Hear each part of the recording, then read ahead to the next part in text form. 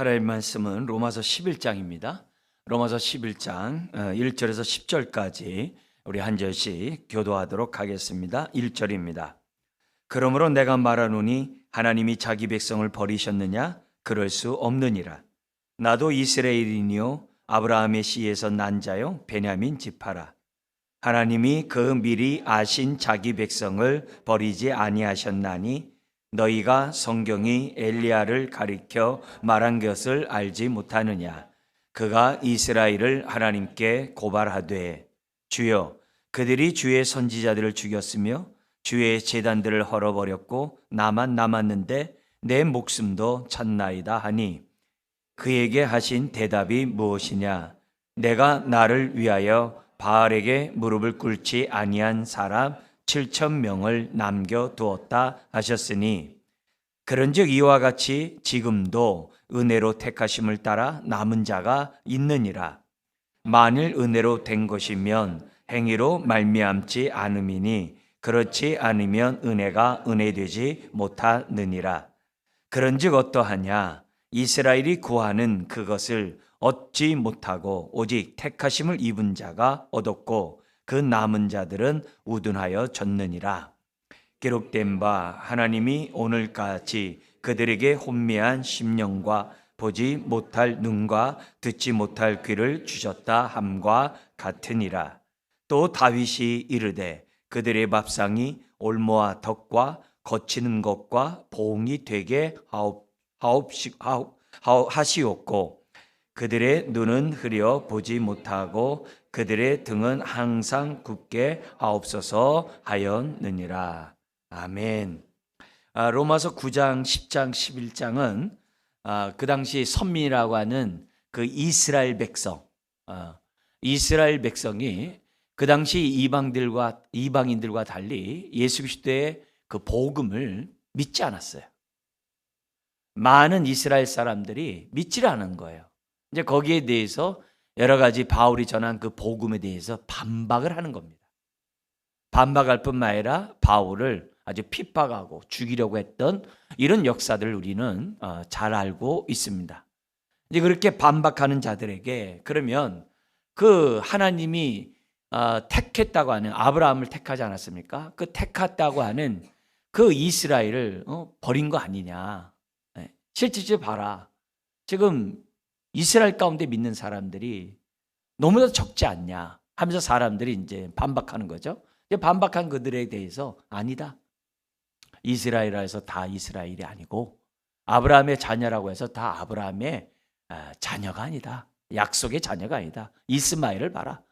이삭이 아닌 다음에 누가 아브라함의 씨라고 말할 수 있겠냐 하면서 9장에서도 쭉 설명해요. 그러면서 10장까지 내용이가 너희들은 하나님의 그런 마음과 뜻을 헤아리지 못하고 너희들 조상들처럼 끊임없이 불순종과 반역을 일삼았다. 사실 너희들의 삶을 보면은 소망 없는 민족과 다를 바가 없다. 그게 이제 10장까지 9장 10장의 내용이에요.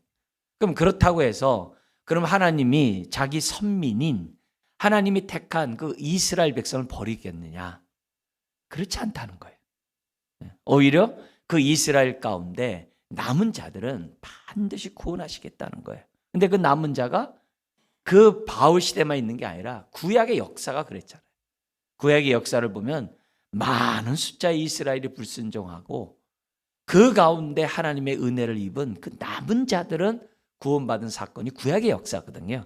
그걸 다시금 상기시키면서 오늘날도 똑같다.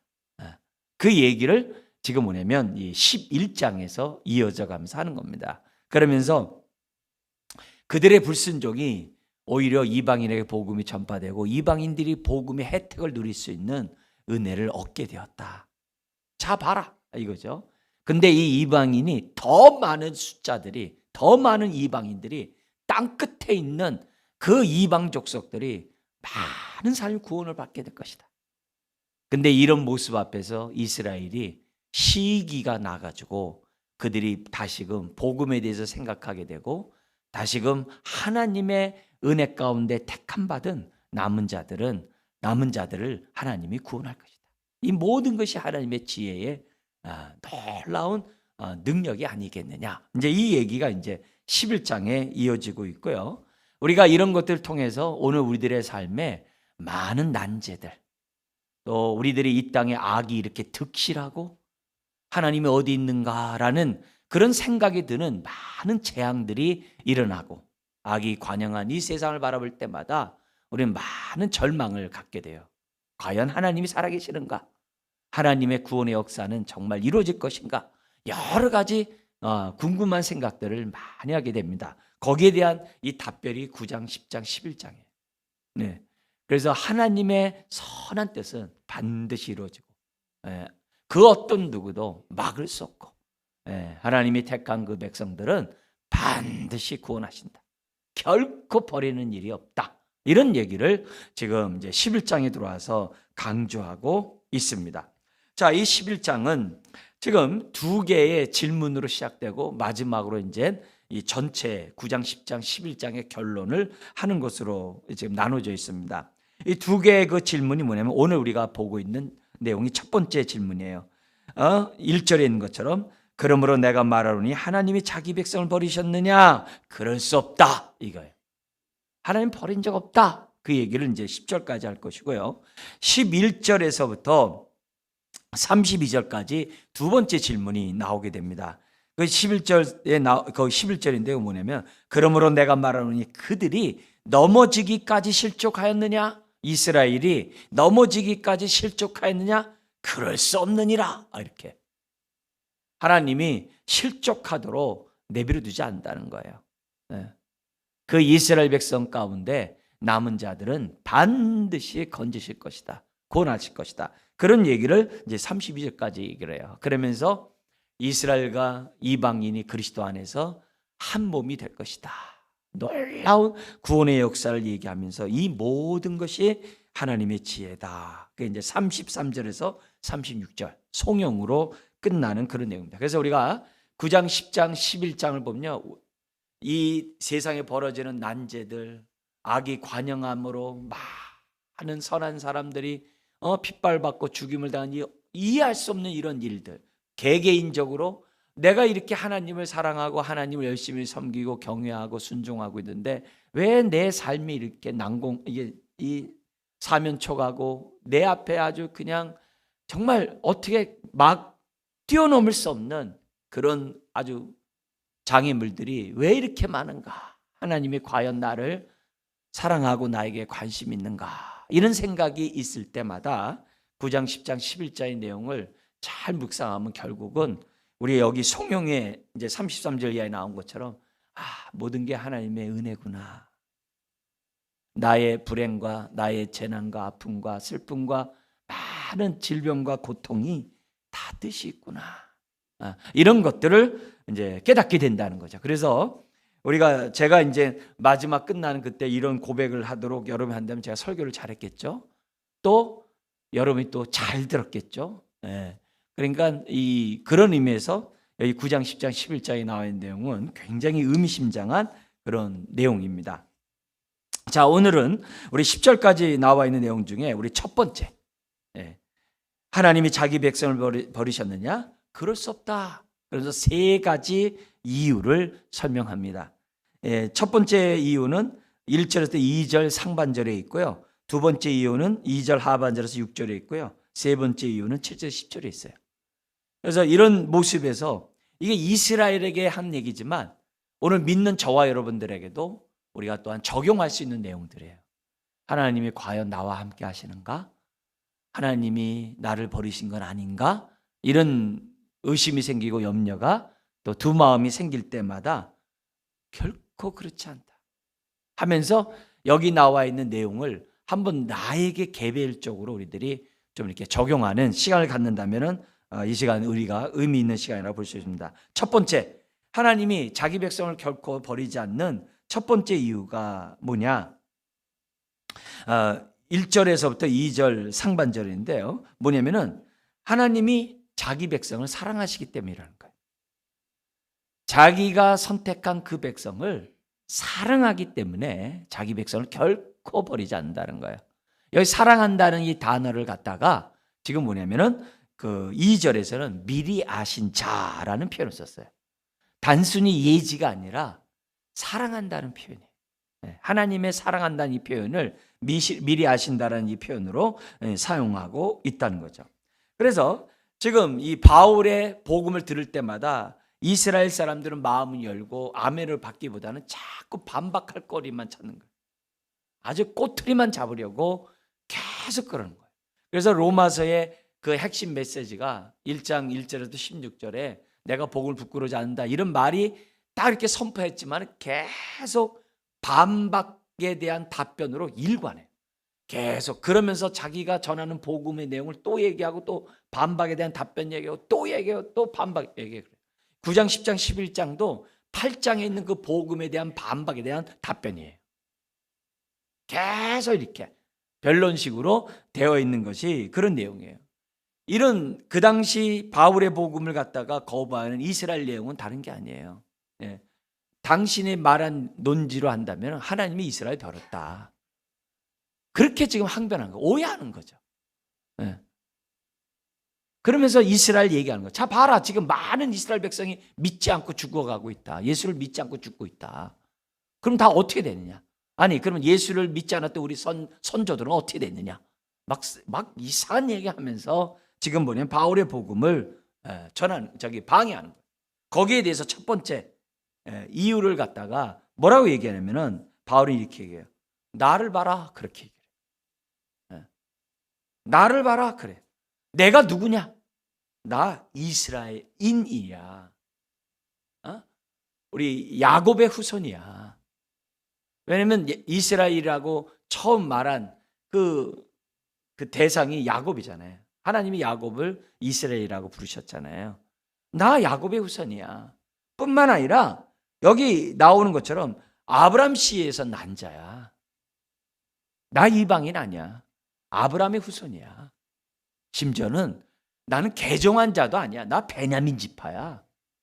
베냐민 지파. 왜냐면 베냐민 지파에 대한 자긍심이 굉장히 셌거든요. 사울 왕이 처음 나왔기 때문에요. 그 이스라엘에게 있어서 이 베냐민 지파의 자긍심은요, 보통 센 게 아니에요.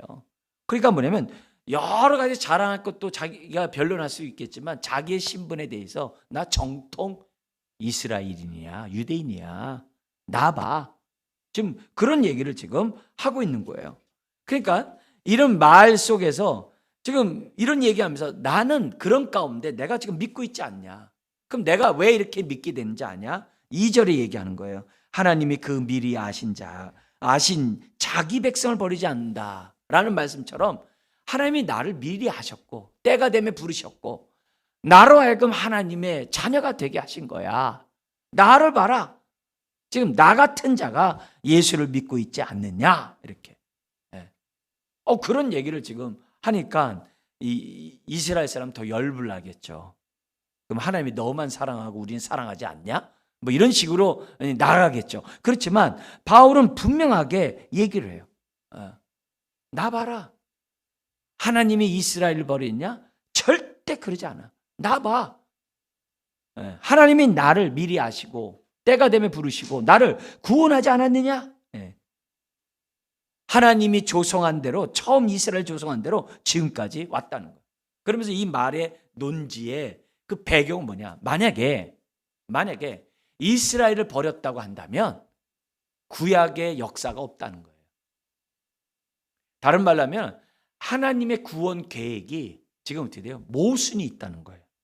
아브라함의 후손을 구원한다라고 얘기했는데 아브라함의 후손을 구원한다고 했는데 아브라함의 후손이 구원받지 않고 이방인만 구원받는다고 한다면 그건 하나님의 약속의 말씀이 벌써 어떻게 돼요? 그건 틀린 거라는 거예요. 모순이라는 거예요. 그럴 수 없다는 거예요. 아브라함의 후손이고 지금 베냐민 지파 가운데 있는 그런 가운데서도 하나님이 어떻게 돼요?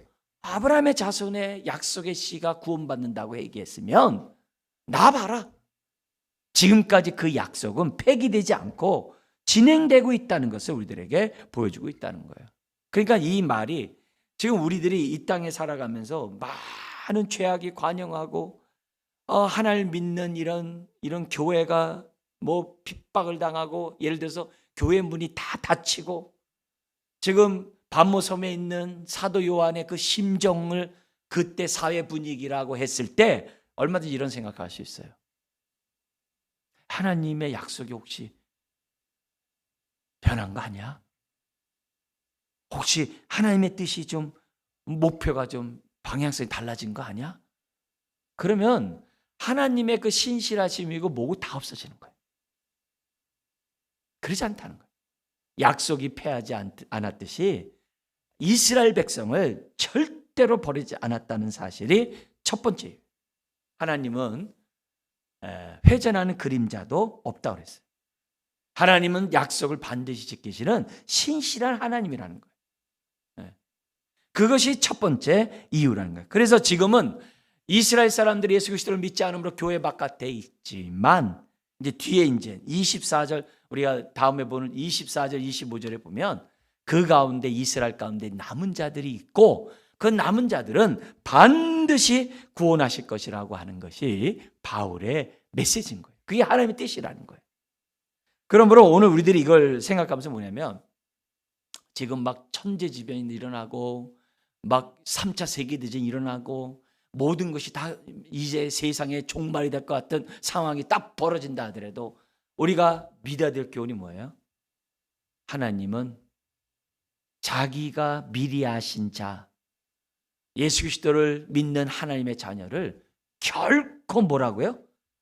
여기 나온 것처럼 어떻게 돼요?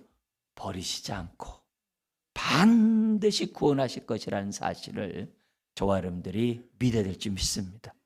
이건 천지 개벽이 일어날 때만이 아니라 오늘 내 삶이 너무나도 힘들고 살기 힘든 이 오늘의 현실할지라도 하나님이 미리 아신 자, 사랑하는 자들은 결코 버리지 않는다는 사실을 우리가 믿으셔야 돼요.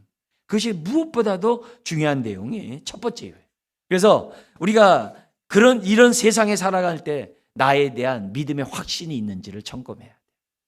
스스로 내가 이런 믿음이 있는지 우리가 테스트해 보셔야 돼요. 그리고 여기에 대해서 확신을 가져야 돼요.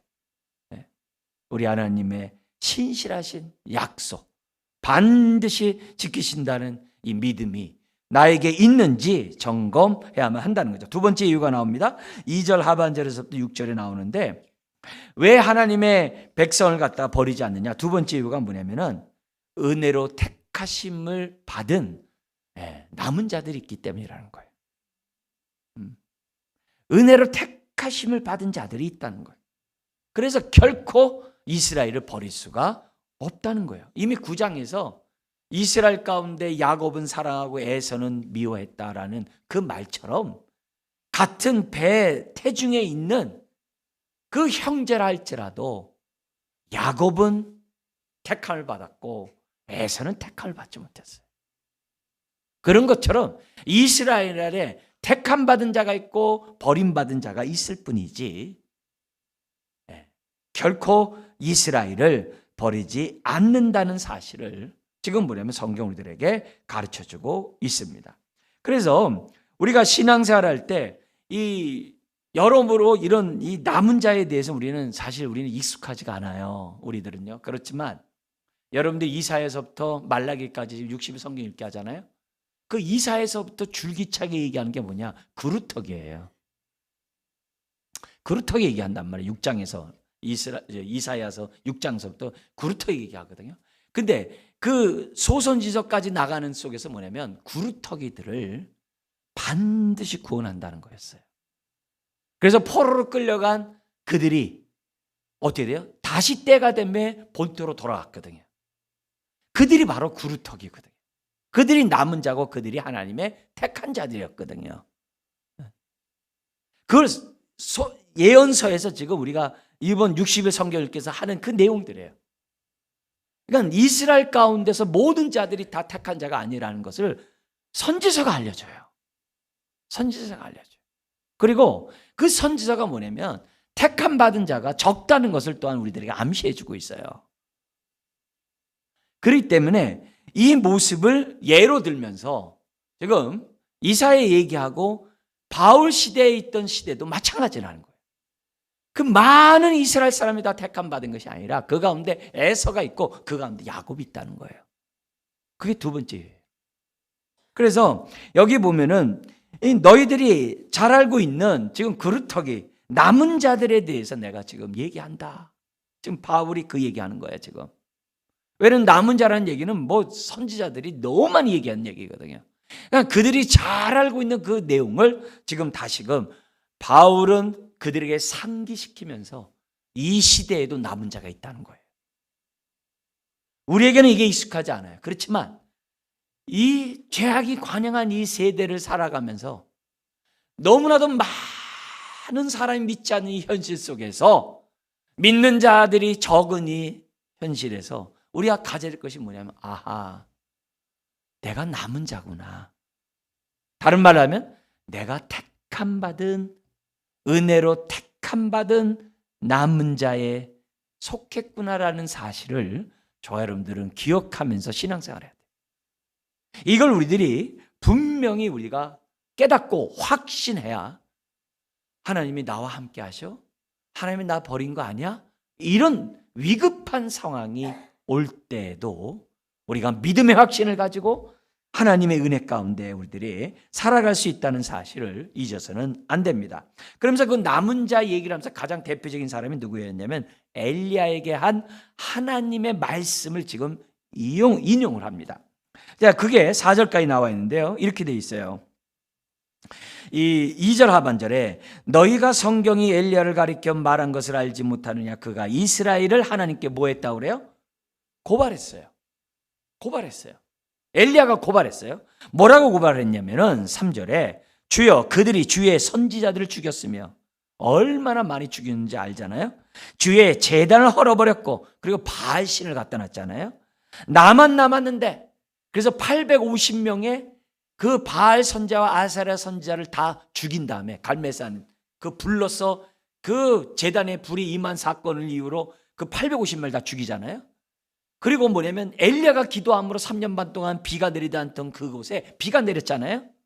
그런데 아방의 부인 바알 선지자의 전도사격인 이세벨이 너도 죽으리라 이렇게 하면서 달려드니까 엘리야가 도망가게 돼요. 도망간 가운데 지금 뭐냐면 하나님과의 그 대화 가운데 내용이 이 고발 내용이에요. 그러면서 나만 남았는데 내 목숨도 찾나이다 하니 그렇게 얘기를 해요. 그러자 4절에 하나님 뭐라고 얘기하는지 같이 한번 읽어볼까요? 그에게 하신 대답이 무엇이냐? 내가 나를 위하여 바알에게 무릎을 꿇지 아니한 사람 7,000명을 남겨두었다 하셨으니 그런 나만 남았다는 엘리야에게 하나님이 뭐라고 하냐면 야 너만 남은 자 알아? 바알에게 무릎 꿇지 않은 7,000명을 지금 내가 남겨뒀어.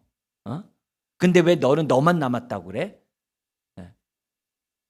지금 바알의 시대 속에서도 그 핍박과 환난 속에서도 지금 하나님을 경외하며 신앙하는 사람이 7,000명이나 있다는 거예요. 하나님이. 근데 그것도 그 7,000명을 남겨두셨는데 무엇을 위하여? 누구를 위하여? 거기 뭐라고 돼 있어요? 지금 4절에 누구를 위하여? 내가 나를 위하여 그래요. 이 말은 뭐냐면 하나님의 이름의 명예를 위하여. 하나님은 약속에 신실하게 책임지시는 그 하나님이 하나님의 이름의 명예가 있거든요. 하나님이 하나님 되심이 하나님의 명예가 있는 거 아니겠어요? 그러니까 하나님이 나를 위하여 하나님이 약속하시면 하나님이 이스라엘 백성 가운데 아브라함의 자손을 갖다가 구원하겠다라고 약속하셨는데 그 하나님이 그 약속을 지키는 게 하나님의 이름의 명예가 있잖아요. 그래서 하나님이 뭐래요? 나를 위하여 바알에게 무릎 꿇지 않는 7,000명이 어떻게 돼요? 남겨뒀다는 거예요. 그러면 7,000명이 스스로 하나님을 경외하고 했다는 얘기가 그렇지 않다는 거예요. 그 7,000명이 남은 자고 그 7,000명이 바알 시대의 신앙을 지킬 수 있도록 은혜를 주시고 그 어려운 환난과 핍박 가운데서도 하나님을 섬기도록 하나님이 뭐예요? 도와주셨다 이거예요. 보호해 주실 뿐만 아니라. 그게 이 말이에요. 하나님의 얘기예요. 그러니까 그 얘기를 지금 뭐냐면 딱 얘기하는 거예요. 근데 사실 지금 뭐냐면 바울이 로마서를 썼을 때 지금 3차 선교 선교 여행을 하면서 쓴 거거든요. 그리고 이제 본토로 이제 올라가요. 선교비를 가지고 그 구제비를 가지고 예루살렘 그 당시 기근이 심해가지고 이방 나라가 복음을 받은 그 은혜에 감사해서 자기 형제자매인 그 이스라엘의 그 공고함을, 그 궁핍함을 채우기 위해서 구제비를 가지고 올라가잖아요. 올라갔을 때 예수님의 혈육의 동생이 그 공동체의 리더였어요. 그 리더가 지금 뭐냐면 말을 해요. 무슨 말을 하냐면 사도행전 21장 20절에 이런 얘기합니다. 지금 바울에게 야고보가 하는 얘기인데, 유대인 중에 믿는 자 수만 명이 있으니 그래요. 네? 우리 같이 한번 읽어볼까요? 그들이 듣고 하나님께 영광을 돌리고 바울더러 이르되, 형제여 그대도 보는 바에 유대인 중에 믿는 자 수만 명이 있으니 다 율법의 열성을 가진 자라. 그래가지고 뭐냐, 할례를 베풀어요. 이방인 가운데 할례를 베풀면서 그들에게 뭐냐면 그 예배에 참석할 수 있도록 한단 말이에요. 거기서 야고보가 뭐라고 그랬어요? 수만 명, 7,000명이 아니라 수만 명. 사실 바울이 선교하는 그때 예수 그리스도를 믿는 자가 수만 명이 있었어요. 어쩜 더 될 수 있죠. 왜요? 바울이 선교한 이방 나라의 유대인 가운데 믿는 자들이 얼마나 많았어요. 지금 로마 교회에서도요, 예수님을 믿는 유대 그리스도인들도 많이 있었거든요. 아굴라 브리스길라의 그 부인이 그 유대인이잖아요. 네? 많았단 말이에요. 많다고. 근데도 불구하고 이스라엘 사람들은 자신들이 남은 자인데 저들이 남은 자가 되냐는 그런 게 시기질투 속에 싫은 거죠. 그런 얘기를 하는 거예요. 이미 초대교회에서는요, 성령 강림절날 베드로의 설교를 듣고 3,000명이 회개하고 세례를 받았잖아요. 성전에 앉아있는 미문에 있는 그 앉은 배 일으킴으로 5,000명이 그 성전에 그 설교를 듣고서 5,000명이 예수를 믿었잖아요. 남자마냥 그래요. 그러니 이게 얼마나 많이 사람들이 믿었는지 몰라. 근데 그걸 인정하지 않아요. 인정하지 않아요. 지금 우리나라에 그리스도인들이 1,000만이라고 하는데요, 불신자들이 인정 안 하잖아요. 인정 안 한다고. 막 욕한다고. 무시한다고. 그렇다고. 그런 모습들이 여전히 다 있다는 거죠. 불신자들이 선을 행함으로 구원받아야지 무슨 믿음으로 구원받아? 그러면서 얼마나 비난하고 조롱하는지 몰라요. 그렇지만 여기 이제 그렇게 구약에 대한 예를 딱 얘기하면서 5절에 아주 의미심장한 얘기를 바울이 합니다. 너무 놀라운 메시지예요. 뭐라고 하냐면, 그런즉 이와 같이 지금도, 이거예요. 옛날에 엘리야 시대만이 아니라 지금도 은혜로 택하심을 따라 남은 자가 있느니라. 그럼 이 말은 오늘날 2025년도 뭐라는 거예요? 지금도 은혜로 택하심을 따라 남은 자가 있느니라. 이게 저와 여러분들이 되셔야 되고, 여기에 대한 확신이 있으셔야 돼요. 내가 확신한다 이게 아니라 하나님을 믿으셔야 돼요. 하나님을 믿으셔야 돼요. 그래야 그분의 입에서 나오는 모든 말씀을 아멘해요. 내가 하나님을 믿는다고 하면서 하나님 말씀을 믿지 않으면 믿는 게 아니에요. 하나님을 믿으셔야 돼요. 입술로만 주여 주여 그러지 말고 하나님을 믿어야 돼요. 그러니까 1절에서는 자기를 증거를 내세워가지고 이스라엘 백성은 결코 버리지 않는다고 얘기했는데, 지금 여기 두 번째 단락에서 뭐예요? 지금 믿고 있는 유대인들이 있는 것을 증거로 하나님이 이스라엘 백성을 버리지 않는다라고 정확하게 설명하고 있는 거예요. 오늘날도 믿는 유대인들이, 그 당시에 믿는 사람들이 얼마나 많냐 이게요. 얼마나 많냐 이게요. 그러면서 복음 얘기를 다시금 딱 집어넣어요. 그동안 했던 바울의 복음을 얘기하는데 뭐냐면 그 6절에 같이 읽어볼까요? 만일 은혜로 된 것이면 행위로 말미암지 않음이니 그렇지 않으면 은혜가 은혜되지 못하느니라. 아멘. 은혜와 행위가 딱 지금 구분되는 것을 우리들에게 가르쳐주고 있어요. 지금 이스라엘 백성이 지금 앞에서 9장 10절 얘기한 거죠. 너희들이 하나님의 의에 이르지 못한 것이, 구원에 이르지 못한 것이 뭐냐? 너희가 믿음으로 말미암아 의롭다함 받는 그 길을 버리고 율법을 지킴으로 의롭다함 받는다고 하는 잘못된 그런 너희들의 태도와 구함 때문에 얻지 못했다는 게 앞의 내용이었거든요. 바로 그 얘기하는 거예요.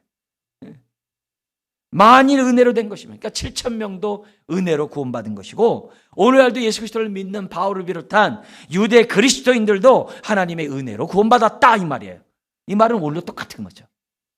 오늘도 똑같은 그런 얘기를 우리들에게 보여주고 있다는 거죠. 그래서요, 이 남은 자에 대한 이 말씀을 우리가 확실히 믿으자. 남은 자를 믿으면요, 마지막 종말의 그 시대 때까지요, 남은 자들은 구원받는다는 거예요. 그리고 마지막 종말의 그 시대까지는 남은 자들이 구원받는 게 그 타임만이 아니라 내가 구원받는다.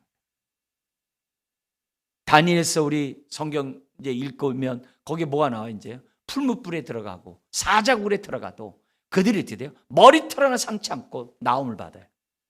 그게 바로 그거예요. 남은 자는 불 가운데서도 건짐받고 사자굴에서 건짐받는다는 게 다니엘서예요. 다니엘서예요. 그러니까 여기 우리들이 만약에 남은 자가 없다면요, 우리 가운데 믿을 사람은 단 한 명도 없어요. 왜요? 지난 2000년 동안의 그 핍박 가운데 교회가 이렇게 살아남을 수 있었다는 것은요, 남은 자가 있기 때문에 살아남은 거예요. 아멘? 남은 자가 있다는 얘기는 뭐예요? 하나님이 은혜로 선택한 자들이 있다는 거예요. 그래서 교회가 지금까지 있는 거예요. 만약에 남은 자가 없다면요, 이미 다 끝났어요. 왜? 하나님의 선택이 없는데, 하나님이 함께하지 않는데 무슨 저하겠어요. 근데 지금까지 교회가 있다는 사실 자체는 하나님이 택하면서 남은 자가 있다는 것이고, 하나님이 지금도 살아서 역사하신다는 증거인 거예요.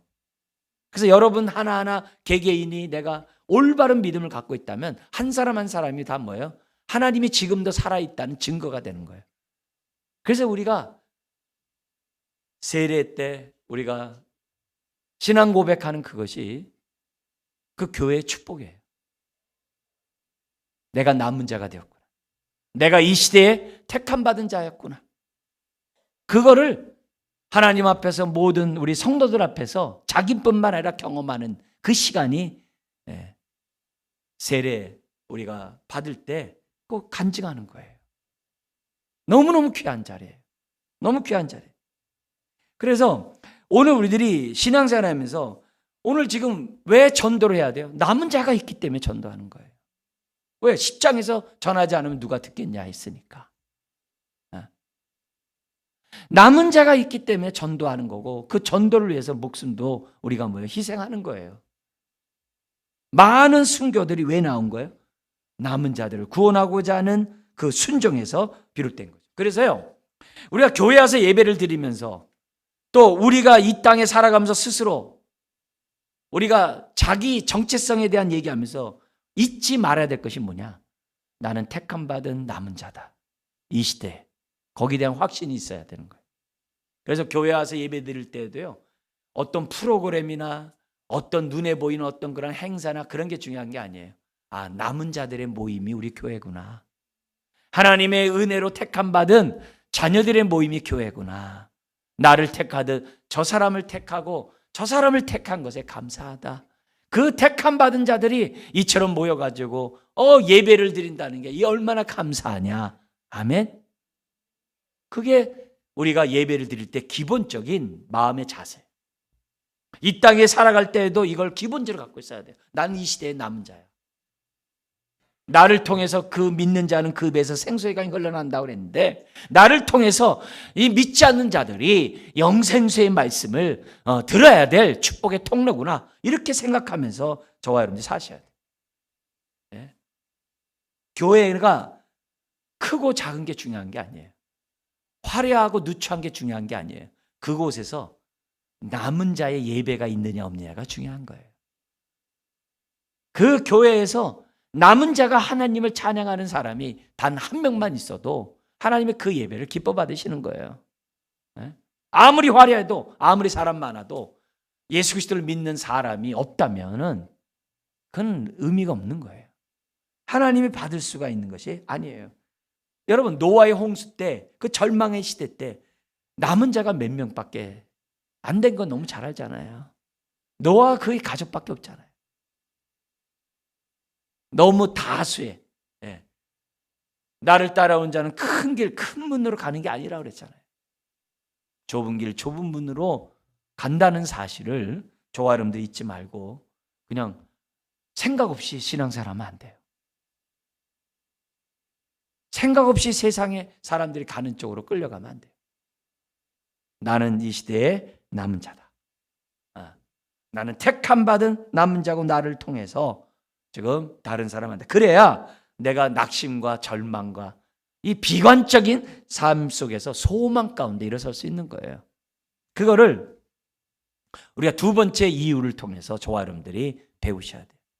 삶의 의미가 없어요. 그런 소리 하지 마세요. 나는 이 땅에 살아갈 소망이, 그런 소리 하지 마세요. 그건 하나님 모르는 얘기예요. 하나님을 아는 사람은 나를 택하셨다는 그 은혜에 감사해서 오늘 하루하루 사랑하면서 하나님께 영광 돌리고 이 땅의 삶을 먼저 그 나라 그 일을 구하면서 의미 있고 가치 있고 보람 있고 행복하게 살아요. 물질 가지고 행복을 논하지 마세요. 세 번째 이유가 있어요. 왜 이스라엘 백성을 버리지 않느냐? 하나님이 이제 택하셨다는, 선택했다는 그런 내용도 있지만, 여기에 대한 확신도 있지만, 세 번째 이유가 또 있어요. 그들이 우둔해졌기 때문이라는 거예요. 부정적인 표현이에요. 우둔해졌다는 얘기는요, 이렇게 이 영적인 그러한 사물들을 깨달을 수 있는 안목이 없어졌다는 얘기예요. 그래서 이 7절에 보면은 7절부터 10절에 세 번째 이유가 나오는데, 7절에 선택과 유기, 내어버려 둠이 두 개가 다 나와요. 무서운 얘기예요. 7절에 보면 이렇게 돼 있어요. 그런즉 어떠하냐? 이스라엘이 구하는 그것을, 그죠? 의롭담, 하나님 앞에 의의를 얻지 못하였고 오직 택하심을 입은 자가 믿음으로 말미암아 의의를 얻었고 그 남은 이스라엘 사람들은 우둔하여 졌느니라. 우둔해졌다는 뭐예요? 난 놓고 기억자를 모르고 복음을 믿음으로 받아들일 수 있는 마음이 없다라는 얘기를 지금 얘기하고 있는 거예요. 그러니까 그 당시 이스라엘의 비극은 뭐냐면 자기네들이 모든 거 다 아는 것처럼 재판장 노릇하고 있었어요. 그리고 자기네들은요, 예배도 잘 드리고 있고요, 율법도 잘 지키고 있고요, 뭐든지 하나님의 일에 열심히 있고요, 모든 데서 자기네들이 잘하고 있다라고 착각하고 있었어요.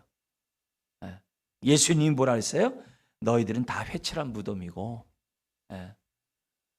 너희들은 천국에 들어갈 수 없다. 그래서 제자들에게 산상수훈에서 얘기했잖아요. 바리새인과 서기관보다 더 나은 의의 삶을 살지 않으면 천국 못 간다. 주여 주여 하는 자가 천국 가는 게 아니라 아버지의 뜻대로 행하는 자가 천국 간다. 그런 얘기 하셨잖아요.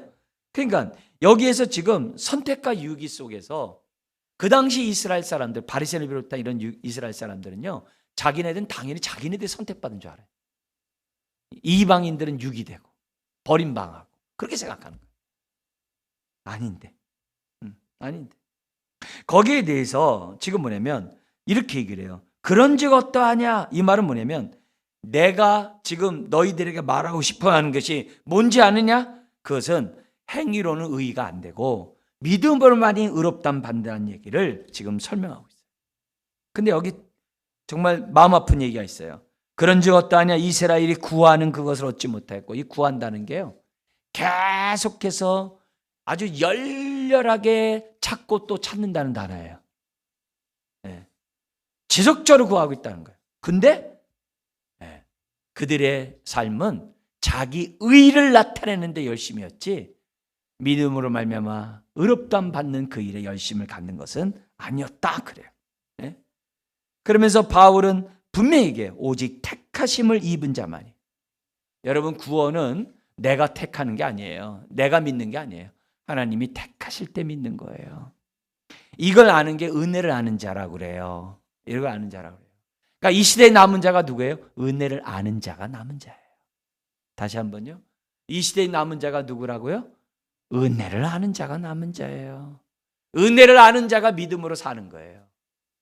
약속을 믿는 믿음, 하나님을 믿는 믿음, 이 땅이 죄악이 관영하고 이상하게 돌아가더라도 하나님이 이 세상을 통치하고 다스리고 있다고 하는 것을 믿는 믿음, 그걸로 살아가는 자가 남은 자라는 사실을 우리들에게 다시 한번 가르쳐주고 있습니다.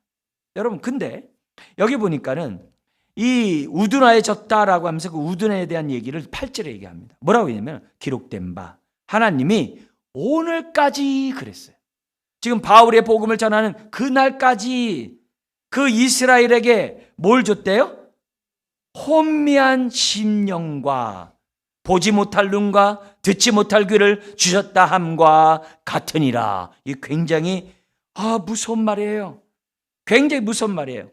이게 지금 이 나와 있는 내용이 뭐냐면은 지금 9절 10절과 연관해서 뭐냐면요, 다윗의 저주시를 인용한 거예요. 근데 굉장히 마음 아픈 얘기예요. 여기 보면은 지금 뭐냐면 우둔한 그 얘기를 다른 말로 하면 혼미한 심령과 보지 못할 것 눈과 듣지 못할 귀를 주셨다라고 얘기하고 있어요. 이게 뭐냐면 이 우둔함이 하나님의 심판의 결과라는 거예요. 내어버려 두사의 결과예요. 그래서 로마서 1장 24절 27절에 죄를 범하는 자들을 내어버려 두사 그냥 살게 했다는 거예요. 이게 엄청난 심판이거든요. 그것 때문에 지금 어떻게 돼요? 우둔해 됐고, 그것 때문에 그들의 혼미한 심령과 보지 못할 눈과 듣지 못할 귀가 되어서 하나님 말씀을 들어도 깨닫지 못한다는 거예요. 봐도 보지 못한다는 거예요. 근데 그 당시 이 로마서를 듣고 있는 그 당시 유대인들은요, 로마 사회에서 인정을 받았어요. 그래서 그 콜로세움과 같은 그 경기장 같은 데가 이 큰 나라 도시마다 있었잖아요. 거기 보면요, 그 귀족들이 앉는 그 자리는 아니지만 특별석으로 유대인들이 앉는 좌석이라고 돌로 새긴 게 지금도 남아있어요. 그러니까 그 당시에 이스라엘 사람들은 대환란, 그 당시 그 네로 황제에 의한 그 핍박을 만나기 전까지는 굉장히 대우를 받았어요. 총독들과 같이 놀았어요. 그런 수준이었어요. 그러니까 그들의 눈으로 볼 때 어떻게 돼요? 자기네들은 잘 살아요. 자기네들은 모든 게 잘 나가요. 그 당시에는. 그런 입장에서 볼 때는 바울의 복음을 전하는 그것이 너무 우스운 거예요. 왜? 자기네들 지금 잘 나가고 있는데, 잘 살고 있는데. 그러다가 이제 네로 황제의 그러한 망령기로 인해 가지고 우리 시대박해가 이루어지는 거죠. 로마가 기독교를 공인할 때까지 얼마나 많은 핍박을 당하게 됐습니까?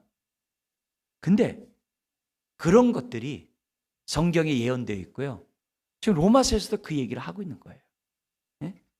지금 뭐냐면 그들의 마음이 혼미한 심령과 보지 못할 눈과 그 귀를 가졌기 때문에 그들이 예수 그리스도의 복음을 받지 않는다라고 얘기하고 있다는 거예요.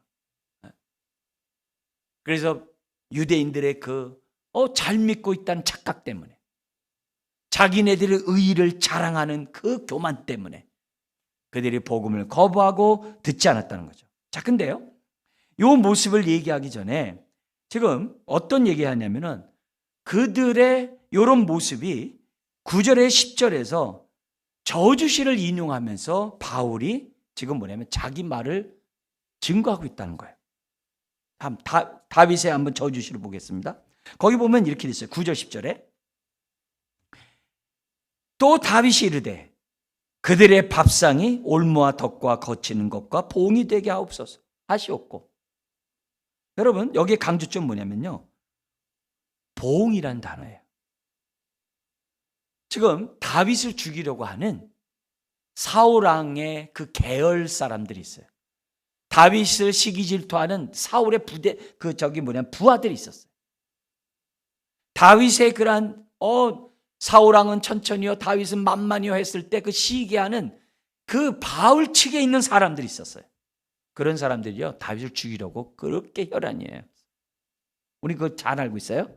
근데 너무나도 다윗이 고통을 당하니까 지금 저주시에 기도를 한 거예요. 뭐냐? 나를 핍박하고 나를 죽이려고 하는 그들의 밥상이, 그 밥상은 어떤 밥상이겠어요? 왕이고 귀족이고 잘 사는 그런 밥상이겠죠.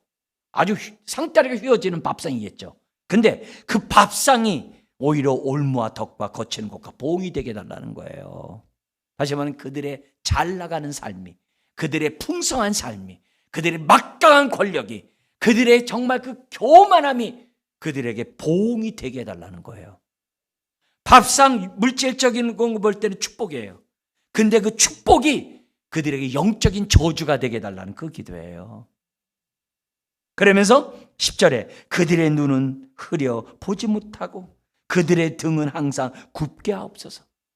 이 등은 항상 굽게 하소서의 이 얘기는 뭐냐면 지금 바벨론 포로로 끌려갔던 이스라엘 백성들의 그 모습을 연상하는 모습이에요.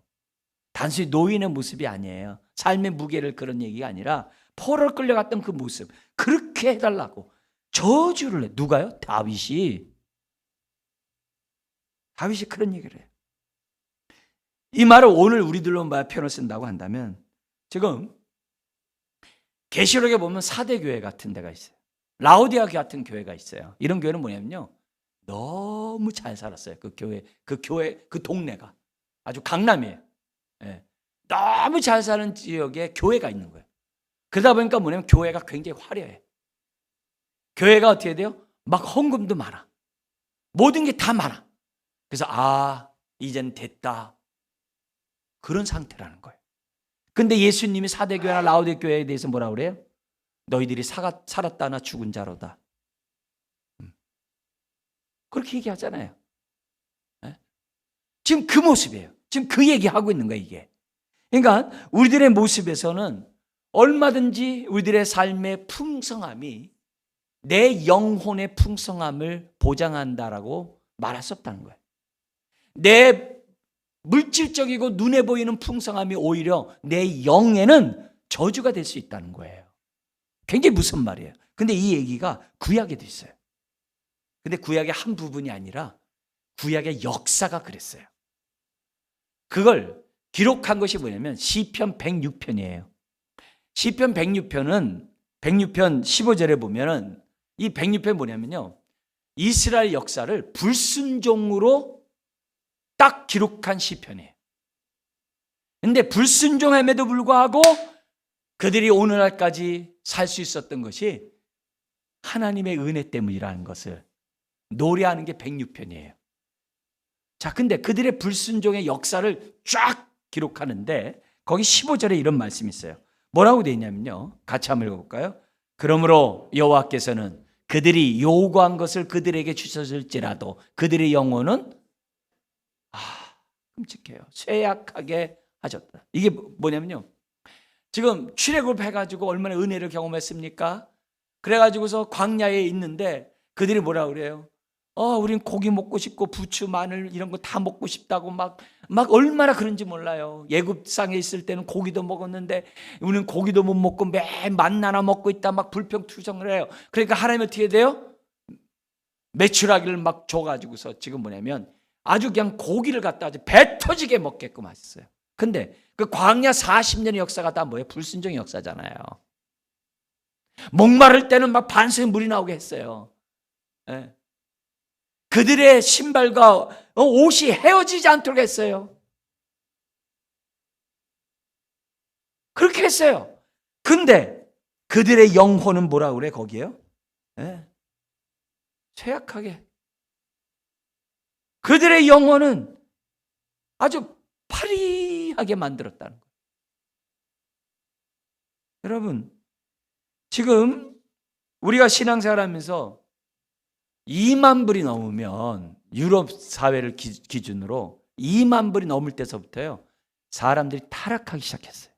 기독교회가 2만 불이 넘으면서부터요 교회가 문을 닫기 시작했어요. 우리나라도 90년대서부터 했잖아요. 그 조짐을 보여가지고 지금까지 오고 있어요. 네? 지금까지 오고 있어요. 2만 불의 저주라고. 사람이 살만하니까요 기도를 안 해요. 기도를 안 해요. 남은 자로서의 의식을 가지고 살지를 않아요. 그리고 화려하게 사는 사람 때문에 아주 의기소침하고 낙심하고 비관하고 막 그래요. 그 인스타그램이 얼마나 젊은 사람의 영혼을 파괴시키는지 몰라요. 젊은 사람만 그래요? SNS 때문에 그 행복한 거 올려놔가지고 다른 사람을 상대적으로 비관에 빠뜨리는 일들이 얼마나 많은지 몰라요. 그래서요, 영이 피폐한 시대에 살고 있어요.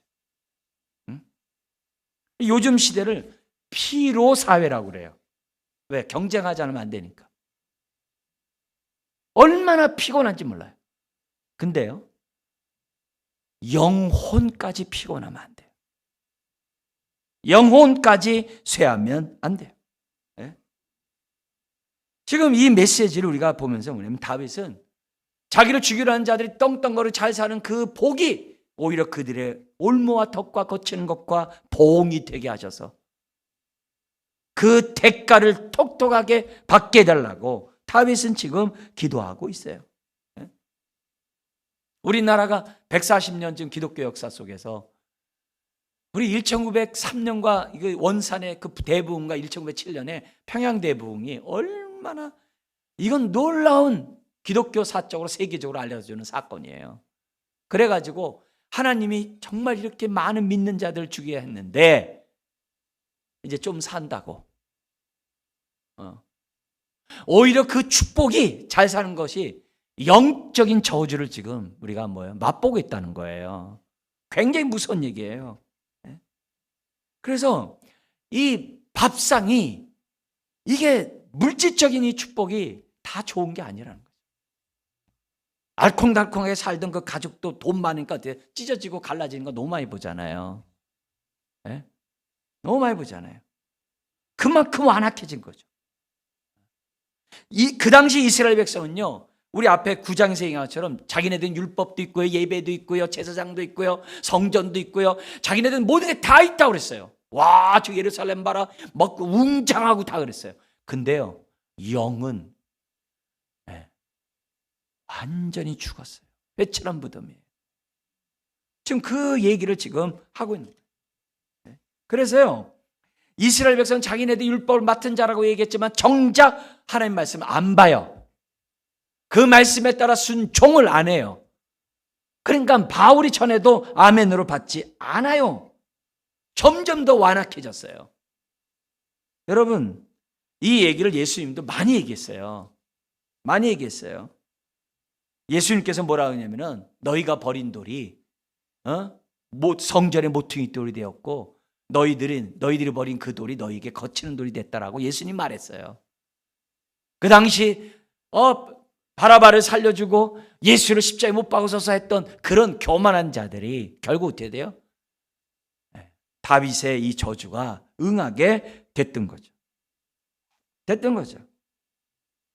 여러모로 지금 스데반 집사가 돌 맞아 죽기 전에 그 회당에서 얘기하자. 사내들인 공회에서 얘기하잖아요. 하나님은 사람이 진 이 성전에 계시지 않는다고. 이게 너무나도 무서운 얘기가 역사적으로 지금 이어져 오고 있다는 것을 잊어서는 안 돼요. 그러니까 기도하더라도 바르게 구하지 못해요. 오늘날도. 맨 물질적인 것만 구하고 맨 이 세상의 아님만 구해요. 그러니까 어떻게 돼요? 얻지 못하죠.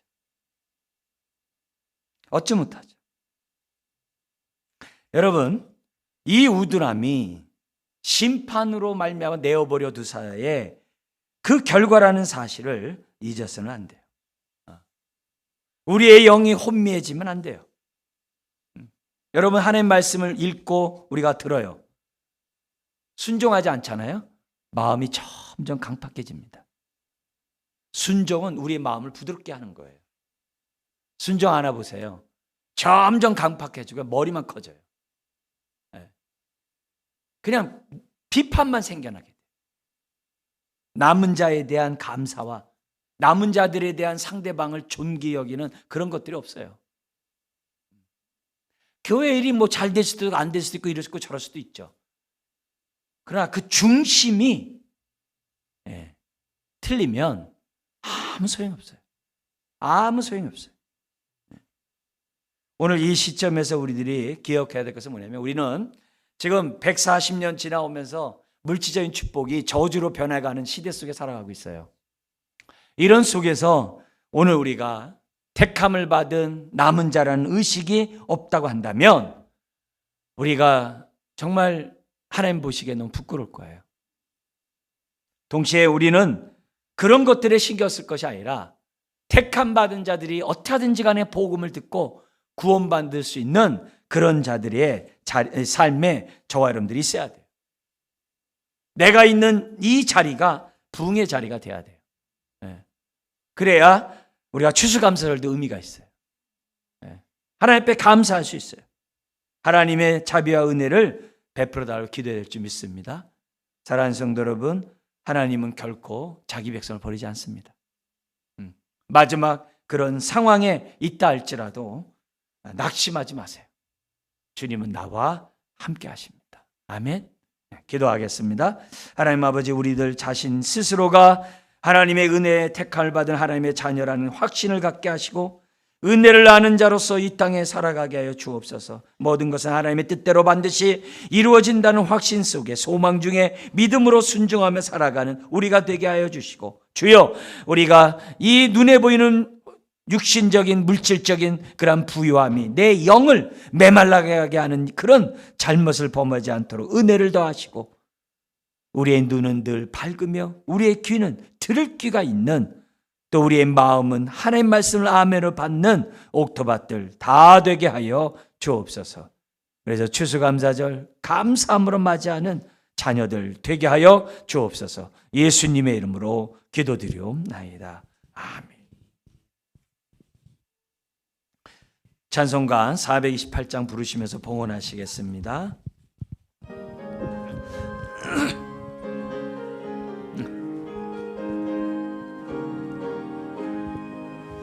내 영혼의 햇빛 비치니 주 영광 찬란해. 이 세상 어떤 빛보다 이 빛 더 빛나네. 주의 영광 빛난 광채 내게 비춰 주시옵소서.